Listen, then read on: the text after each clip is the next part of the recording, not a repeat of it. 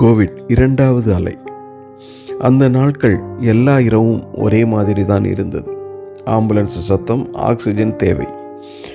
30 வயசு ஒரு இளைஞன் மூச்சு வாங்க முடியாமல் எஸ்பி ஓட்டு 68.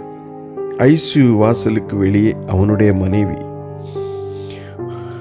முகமூடிக்குள் அழுகையை அடக்கிட்டு இருந்தாள்.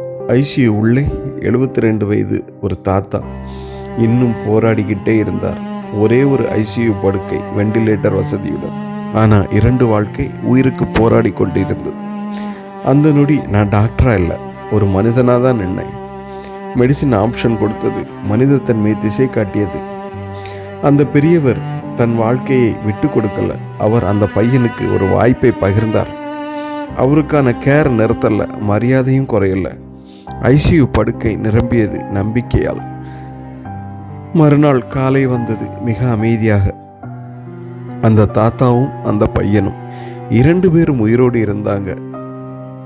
கோவிட் எங்களுக்கு யார் வாழணும்னு சொல்லலை, ஒவ்வொரு வாழ்க்கையும் எவ்வளவு மதிப்பானதுன்னு தான் சொன்னது.